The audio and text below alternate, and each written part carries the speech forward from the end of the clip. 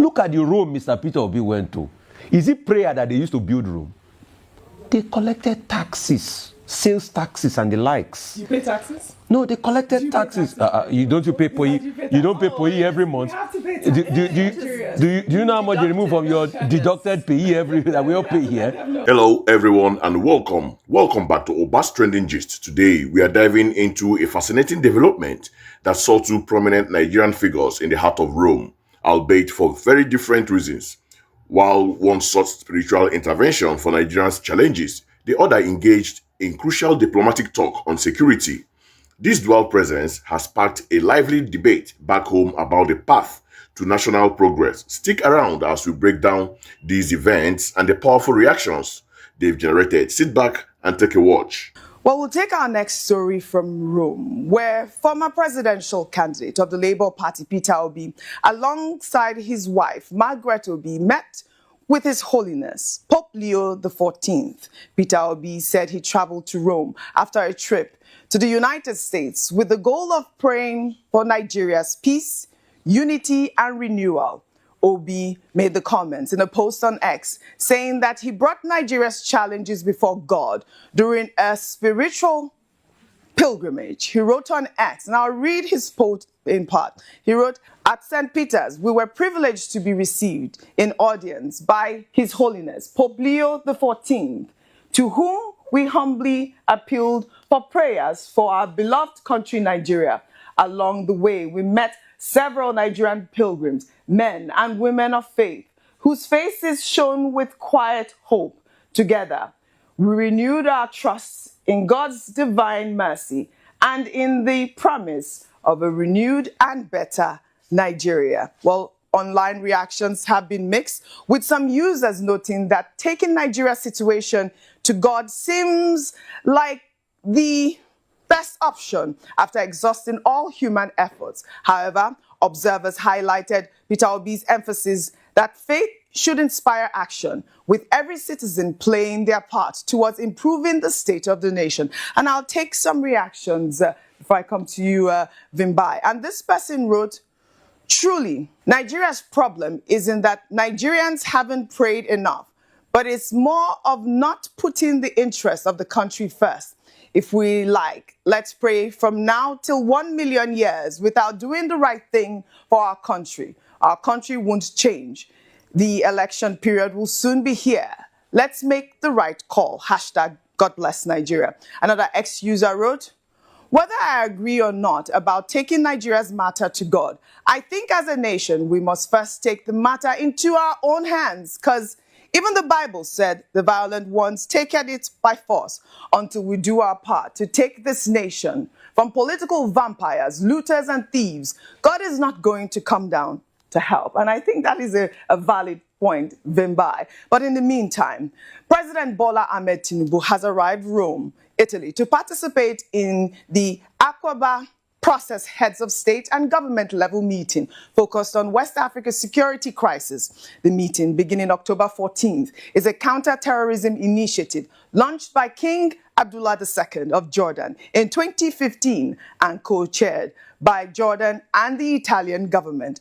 Presidential spokesman Bayo Ononuga said the summit will bring together heads of state, senior intelligence and military officials from African countries, and representatives of intergovernmental and non-governmental organizations to discuss evolving security challenges, including expansion of terrorist networks, the crime-terror nexus, and overlap between land-based terrorism in the Sahel and maritime piracy in the Gulf of Guinea. Vimbai, I'd like for you to juxtapose both stories. Here, on one hand, we see Peter Obi in Rome putting Nigeria into God's hands, praying for Nigeria.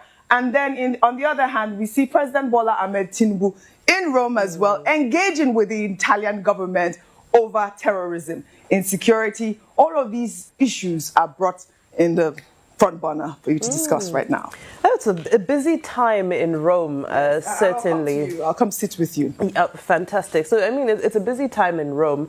Where do I begin? Let me begin from the fact that the first thing that brought me to Nigeria when I first came to this country many years ago was actually church.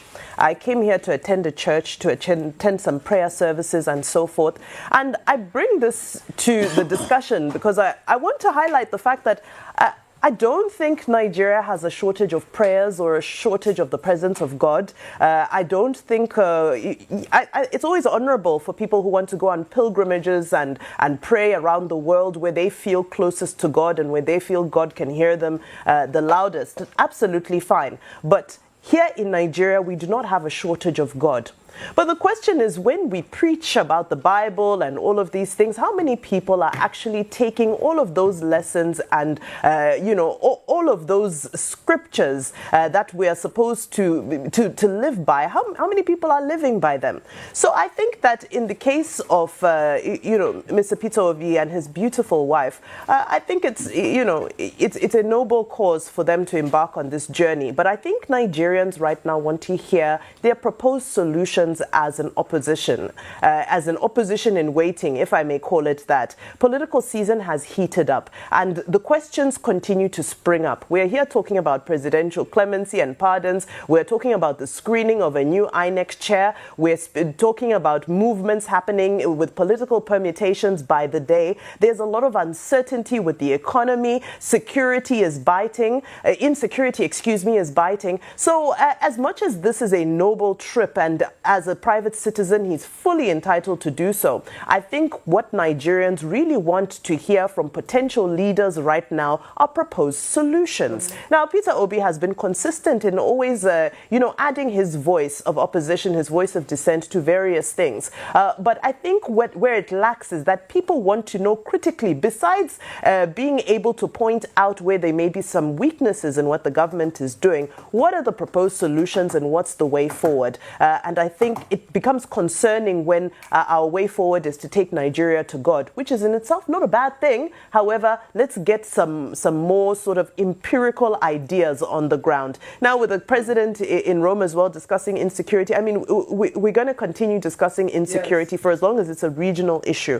And I think that's why, it's become more imperative to engage on an international, even beyond a regional level, on an international level, to try and see how we can find some sort of solution, sustainable solution to the crisis that we have going on in the Sahel. We've spoken so many times about the pressure points, whether it be, what happened from the fallout in Libya, whether it be what happens from Sudan, whether it be, the radicalization, the extremism, whether it's poverty, whether the conversation has been had so many times. Right. The question is, what are the new conversations the president will be having in Rome? What are the new solutions? Because it's no longer enough for us to continue to gather for these talk shops. We've hosted ECOWAS security summits here in Nigeria, but we're not seeing anything coming out of it. And I think it's now time for us to start seeing some more innovative interventions. As much as our armed forces are working, let's start to see more innovation. Right, a quick comment and then... Okay, quick comment. With due respect, I don't have anything against prayer. I like prayer. But I also like common sense. And I think it's misplaced to go to Rome and say, pray for Nigeria. Pray for Nigeria where? Have they not prayed enough? Is God knows when they've been praying for Nigeria. Look at the Rome Mr. Peter Obi went to. Is it prayer that they used to build Rome? They collected taxes, sales taxes and the likes. You pay taxes? No, they collected taxes. You don't pay POE every month. You have to pay taxes. Do you know how much you remove from your deducted PE every that we all pay here? No. So they pay sales taxes and everything. They have institutions that work, that make the place work. They didn't say because it's Rome, Holy See, oh, God from heaven, make Rome work. No. They don't pray to make it work. They clean their streets. They make it work. So enough of all this prayer. If in Rome, it is leadership that works there. They have departments of government. Why can't our department work? But when you ask questions about accountability here, I'm not going there. I'm not talking. Move on. I will not agree with Rufai for this one. No, I not go agree because Rufai is getting to Obi's private life. Obi did not tell him that he was going to Rumi because of Nigerian politics. If you don't have anything to say about Obi again, why not rest small? Because a lot of you are everywhere on internet. See, Rufai always make statement that trigger a lot. He is a very good and calculative journalist. And here are some comments that comes under this particular video. God can't be deceived. The visit to Rumi is not because of Nigeria. It is for own personal interest. We have thousands of churches here praying for Nigeria. Yes, so somebody going to see Pope doesn't mean that that person is going to pray for politics, or everybody has one or two that they are passing through. So because maybe cameras is everywhere and posting what you are seeing, not what you want to know, and you are giving suggestion. Did he tell you rest? Please, for this one, rest. Because if you're coming for Obi for any other thing, like deep about his life, a lot of obedience will not agree that with you, because he didn't say that he's going to that place to go and pray for Nigeria or pray for politics. We all know that Nigeria is already corrupt. It's a criminal country, a criminal organization, safe. So we should start from the top to amend it before we come to the masses anyway. And this person said Obi is not the president yet. He has every right to go where he wants to go. Please, why are they discussing him? Please leave Peter Obi alone. He is a private citizen. He can go anywhere he wants to go, or wherever he wants to go with his money, not our money. And this person said Peter Obi has right to travel. It's just the same. Yes, he has right to do anything. He's not a president yet. Not like Tinubu that if he wants to, he has to document it. But Peter Obi, his private life, he just campaigned for president. He's not yet a president. So you interfering or poking your nose into other people's life is kind of not acceptable to the fans of that person. Okay. Anyway, thank you for watching, viewers, and see you in my next video. Peace and love always.